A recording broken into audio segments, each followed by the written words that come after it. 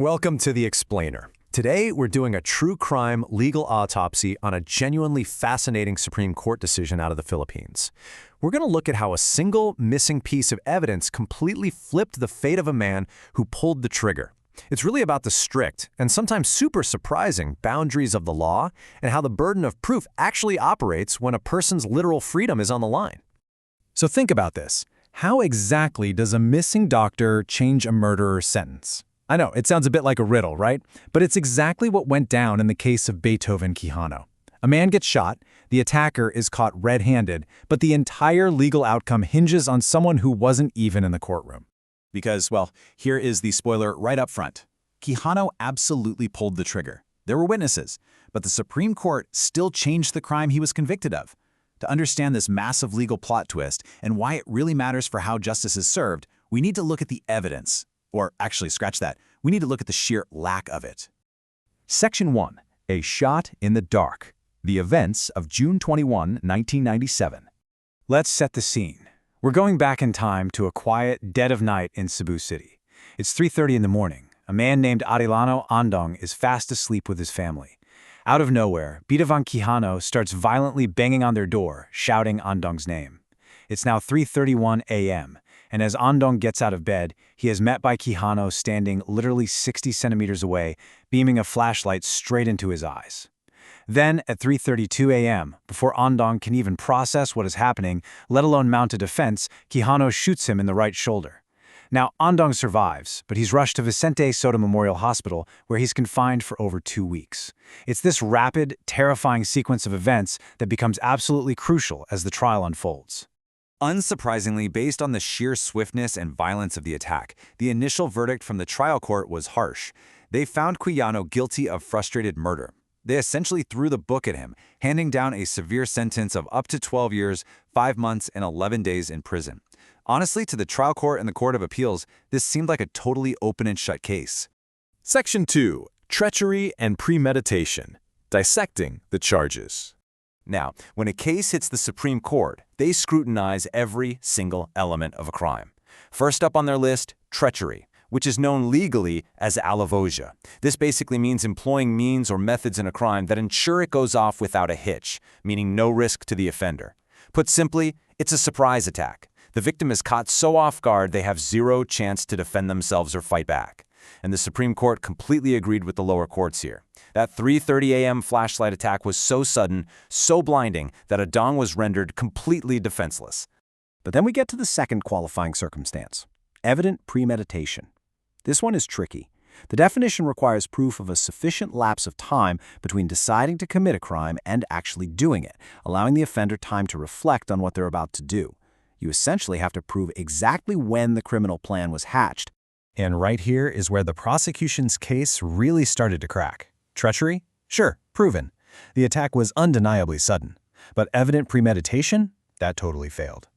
The prosecution simply could not identify the specific time when Quijano actually decided to shoot Andong. Now, there were some unproven rumors of a prior grudge, but absolutely no hard proof of planning or preparation. Without that concrete timeline, the Supreme Court had to throw out the evident premeditation charge entirely due to a total lack of evidence. Section 3. The Stages of Murder. Article 6 of the Revised Penal Code. To fully grasp the Supreme Court's ultimate pivot here, we need to map out how the law actually views the physical escalation of a felony. It basically breaks down into 3 distinct steps. Step 1 is attempted. The offender starts the crime but doesn't finish the acts of execution because of some outside cause or accident. Step 2 is frustrated. The offender performs all the acts of execution, like firing the gun and hitting the target, but the final result, in this case death, isn't produced because of independent outside causes, like, say, a doctor intervening just in time. Finally, step 3 is consummated. The crime is fully accomplished, the victim dies. Now remember, Quijano was originally convicted right there in the middle, at step 2, frustrated. Section 4. The Missing Medical Evidence. The Crucial Missing Doctor. Okay, this is where the entire case turns upside down, and it highlights a massive, glaring problem with the prosecution's evidence. You see, merely surviving a gunshot isn't enough to lock in a frustrated murder conviction. The law demands a lot more. The prosecution must prove, beyond a reasonable doubt, that the victim's wound would have been fatal without timely medical intervention, meaning they need rock-solid proof that the gunshot was inherently deadly on its own.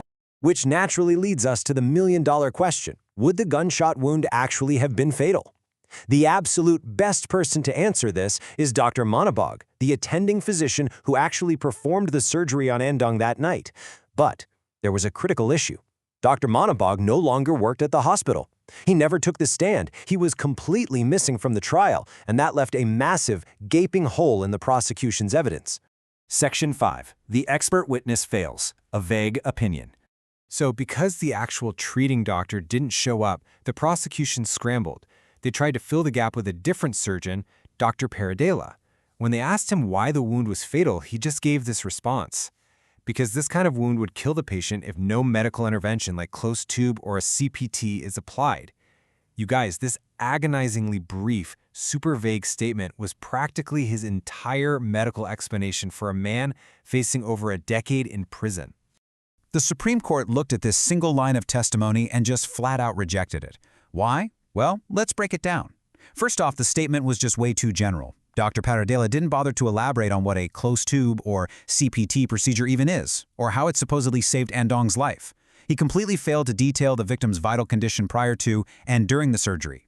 And maybe most importantly, there were absolutely no specifics on which blood vessels, nerves, or organs were involved, or the exact biological extent of the injury.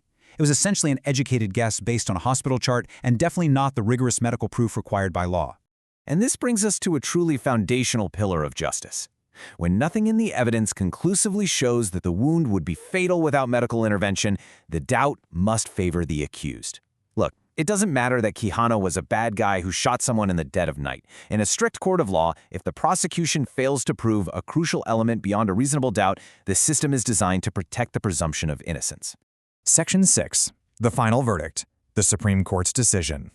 Which finally brings us to the resolution of our mystery. Because the fatal nature of the wound was never definitively proven by the missing doctor, Quijano's crime could not legally be classified as frustrated murder. That missing medical testimony literally forced the Supreme Court to drop the charge down a full legal degree. So Quijano's conviction was downgraded from frustrated murder to attempted murder. And this perfectly illustrates the real-world impact of missing evidence. Quijano's prison sentence was drastically reduced to a minimum of 6 years and a maximum of just over 8 years.